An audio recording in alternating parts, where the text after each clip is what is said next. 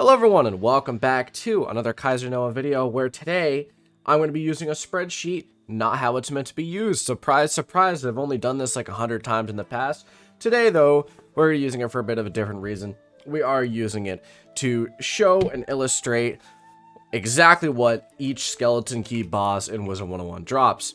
So basically, I got a recommendation from my Discord server saying, hey, can you go over each skeleton key boss, see which ones are good, which ones are bad, which ones are worth it. So I was like, what? Let me display all the information in an easy to understand thing, and then you can kind of look at it and pause the video if you want to just go see what it drops, or you can listen to what I have to say about each of them. But before we get into it, make sure to drop a sub. We want to get to like 5,000 at some point in my life, so make sure to go do that. We just hit 4,000 recently. PogChamp. Without further ado, let's get into the video. So, boom. There you go. A wonderful list of each boss here. Now, I would like to say, I am not going to tell you where each one of these is exactly. You need to look them up or find them yourself, but I will tell you what world they're in, what level they're meant for, and then whether their drops are good or not. I just went in order by the wiki, so this should be every single skeleton key boss. You can see there's wooden, stone, and gold. Obviously, I'm not going to tell you where to farm skeleton keys because I've done that in a past video. I've gone over how to farm them the best way to. But let's just get into it because this video is probably going to be a little bit of a long one. Starting with Takanobu the Masterless. This is a boss in Mushu. Pretty easy storm boss. Has about 2,000 health, I believe. And he drops Catch of the Day, which is a 5-pip storm spell that is pretty mediocre in my opinion, but I know a lot of people like it. And he also drops Lightning Bats and Scorpion Spellements. You can see I abbreviated all the Spellements. I'll tell you what they mean if you don't understand, but they should be pretty easy to understand since there isn't a lot of overlap between them. This boss, I would say, is kind of worth it if you're a storm wizard, but otherwise is just overall not, unless you want those specific spellements. Next is the Spirit of Ignorance, which I believe, if I remember correctly, is in Crab Alley in Wizard City. I know for a fact he's in Wizard City. He has like 900 health. He's a balance boss, really easy. He drops the Ghoul and Scarab spellements, also a permanent purple Fairy Wings mount. The Temple Phantom is in Kimbalung Village in Krokotopia, technically Mushu. It is a level 25 dungeon. It's pretty easy, I would say. The Temple Phantom drops Thunder Snake and Troll spellements, also the Kieran mounts. Kieran mounts look really badass, so if you want one of those, go for it. Krampus drops Krampus. Surprise, surprise, Christmas time. If you want Krampus, that's the way to get it. You can also farm Lore Master. Lore Master is a lot easier, so definitely not worth it there. The lower Zigzag chests, so there are some chests here. If you didn't know, some dungeons for some reason just have chests instead of an actual hidden boss. Really, the chest drops nothing, so don't use it, don't waste a key on it. That's in lower Zigzag, as I said. Next is the main hall chest, which is in Marleybone in the Barkingham Palace dungeon. Drops the, I put good-ish, basically they're the level 40 rings that give damage, so a few bosses actually drop those. They're pretty decent, so you can open it if you want to, but really, you're not too far off 56 at that point, so you could just wait.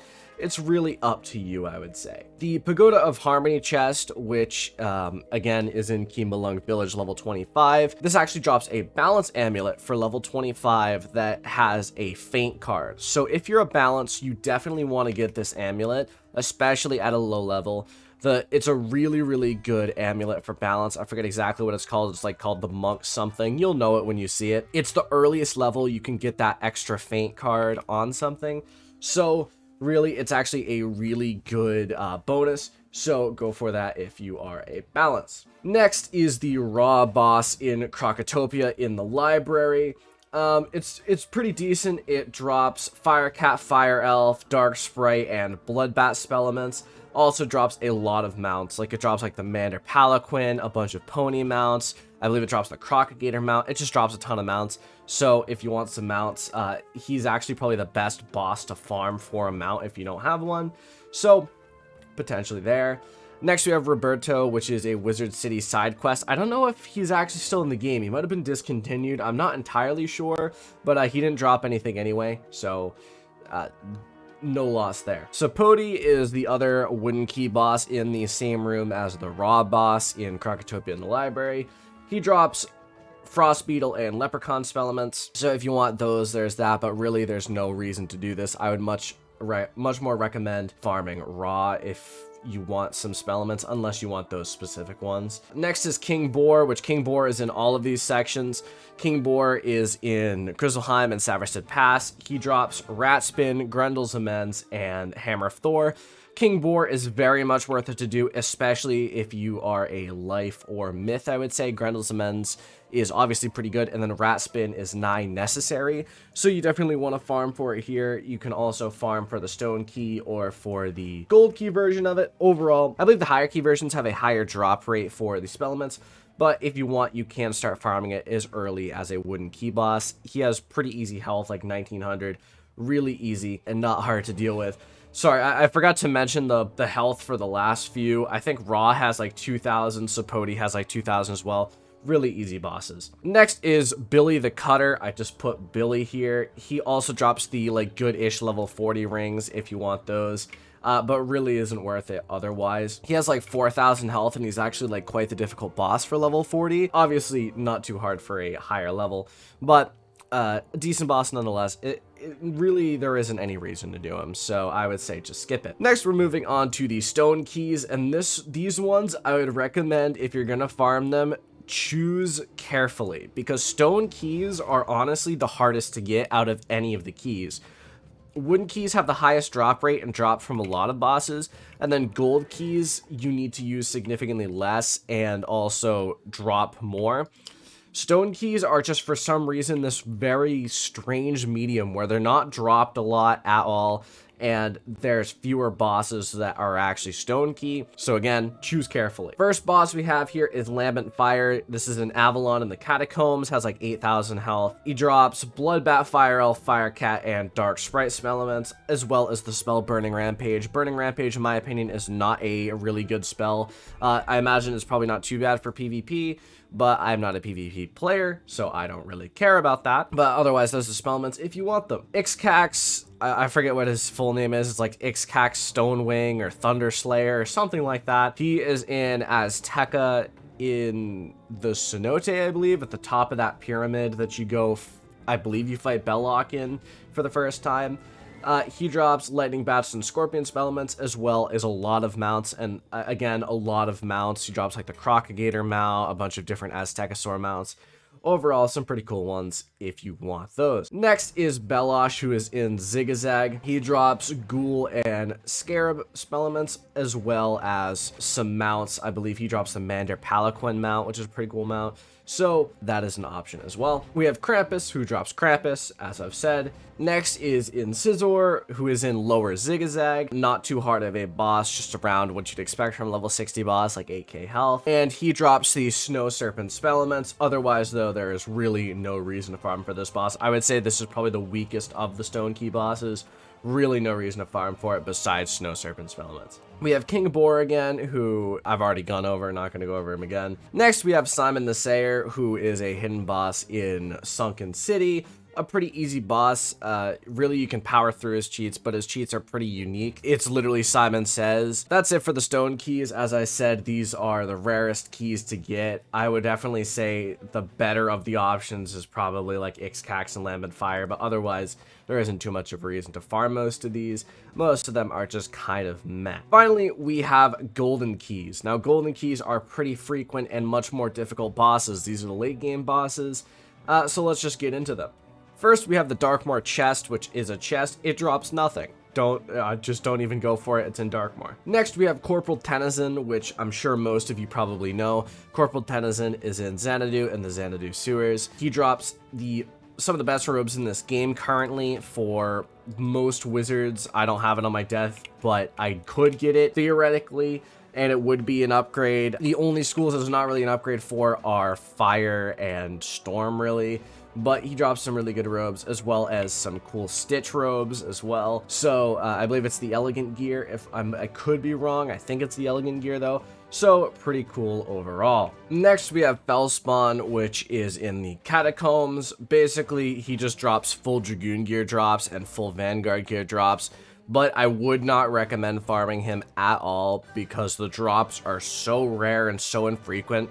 for the amount of time that the fight takes, that it's just really not worth doing. It's much better to just craft them from experience. But he also drops Blood Bat, Fire Elf, Fire Cat, and Dark Sprite spell elements if you want those. Otherwise, really no reason. Next is Aphrodite, which is in Darkmoor in the graveyard. First thing on the left, I'm sure most of you know. Aphrodite drops a bunch of energy gear, as well as some of the best rings in this game, up until I would say the executive rings at 140.